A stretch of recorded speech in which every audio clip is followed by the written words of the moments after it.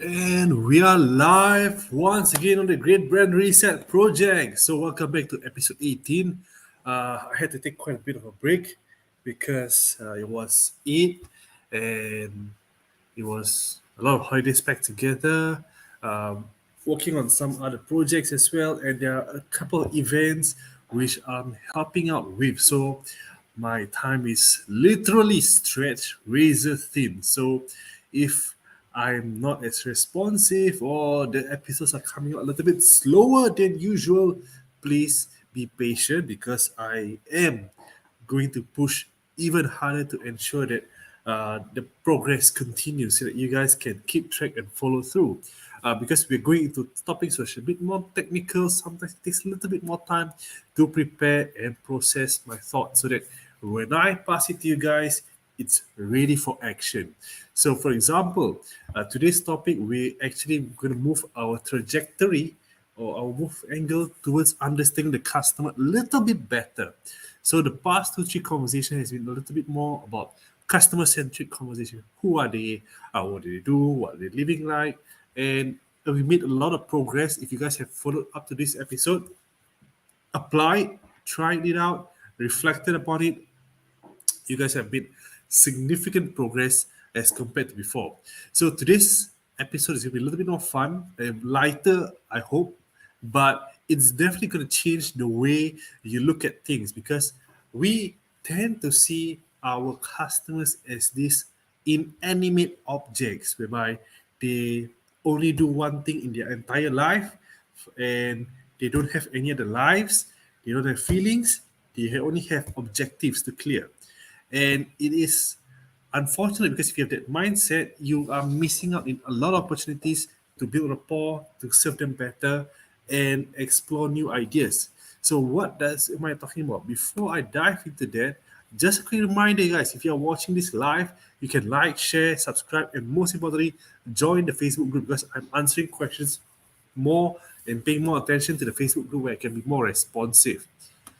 Next, quick recap of episode 17. You guys probably have seen this where I showcase what is the customer empathy map. Means you're trying to put yourself in the shoes of the customers, what they're seeing, what they're hearing, thinking, and feeling, say, do. And that's good because you're starting to empathize. When you empathize, you are more aware. When you're aware, you can create options and choices and better offer for them. Next, we talk about unique selling proposition. How to craft unique selling proposition means you must know what their strengths, what they can offer, and what are they going through, and come up with a match for that. And in order to do that, you need to have a good understanding of who you're going to be working with, and then you bring it here and match it with what you can offer. And then that is your unique selling proposition. And this is an example of how you can translate it into a sentence. And we shared it in video 17. It's much more in detail there as compared to here. Today, we're going to talk to you about how you are currently seeing your customers. For example, I'm going to go fast here so that you guys can uh, capture this fast and apply it fast and break as many rules as possible. I forgot what's the proper terms for it. But basically, make as many mistakes as possible so that you can actually reflect quickly and grow quickly. That's the whole idea. So, for example, for today, I want you guys to not look at this example how we have been, or a lot of us have been seeing our customers as static objects. So we know that, for example, my customer can be a real estate agent named Mary Kate, and the age is 35, income 10K per month, two kids, not familiar with social media strategies, too busy to post daily as well, probably exploring TikTok, trying out some of the TikTok trends to get more reach. But she wants to grow team and she wants to go even further, and she's not sure how. That is your typical way of how you assess your customers. And if someone were to ask you, like, okay, how can I better service this person? If this person with this exact same profile show up right now in front of me, and I'm just going to pump in my solution to that person, chances are there might still be a disconnect because you're not addressing some underlying issues because you're not being unique, you're not being customized, you're not being empathetic, you're giving something which anyone else can do. What they can do is just find a product online or just a YouTube channel that can advise them how to solve this problem. So what can make you different from the rest is when you can go deeper into their lives. And that means you need to first clear this step, which is your empathy map, to know how they think and feel, the gains and pains, which is to have a better understanding what is the proposition you can offer them. But there is still one more layer to this. So this is just viewing this. So when you do empathy map, gains, pains, and value proposition, it's still looking through the lens of them only when they are working. Only when they're working or when they're performing that task you want to solve.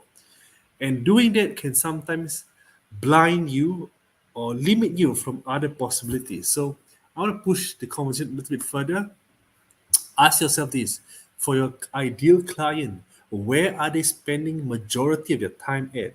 And then you're the first, where's the second most amount of time, where's the third most amount of time?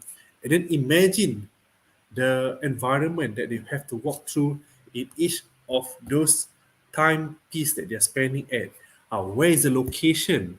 What are they doing there? And who are they spending their time with? And what time might it be? Is it going to be mostly in the morning, mostly in the day where they are doing their work? And then within that, they go in further. What are the problems they might face that is stopping them from doing what they want to do? For example, this particular agent maybe wants to grow a reach so they can get more clients, am I right? And too busy to post.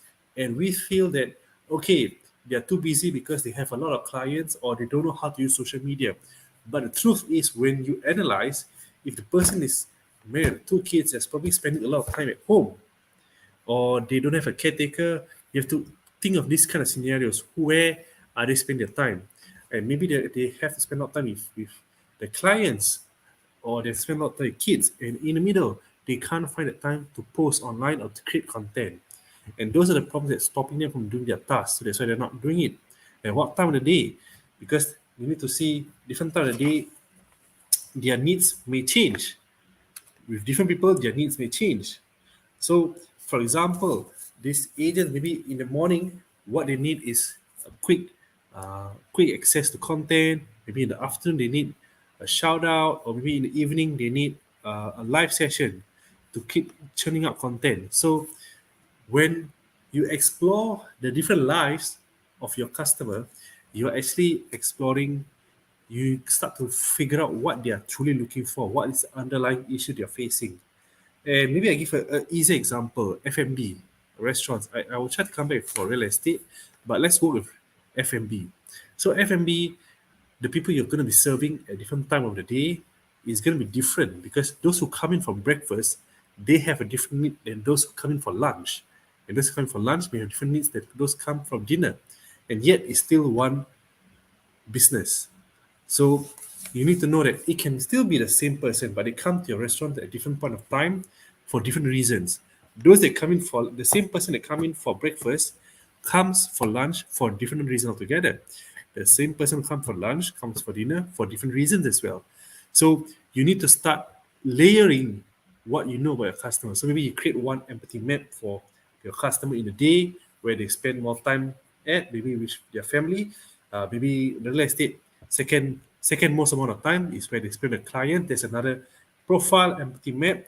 And then lastly, with your friends or their business partners, the third profile empathy map. And then you might realize that, hey, you know what, the issue is not exactly they don't know what to post or can't post. The issue is that maybe they have too many things to juggle, or maybe the issue is that the time they spend with their clients is too short, that they can't create enough content, they can't find enough content. Or maybe because the people they are interacting with, they are discouraging them from creating content. You have to see it a little bit further. You got to spend a little bit more extra step into understanding this. Then you will know what they are truly looking for, and your solution may not be what you expect. So you may also realize that you know who you're competing against, because if they are spending time with their team majority of the time, and team doesn't encourage social media, or maybe the team relies on radio ads, the team relies on something else, you know who you're competing against. And then you may also start to think of new products and offerings, right?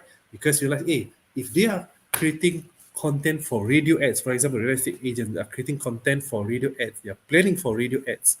Okay, maybe what we can do is we can complement by transcribing what they share on radio into content for their social media page.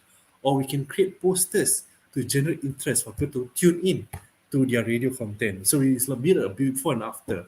So when you know who you're competing against, you can actually explore new products and offerings so that you can further enhance your solutions as well.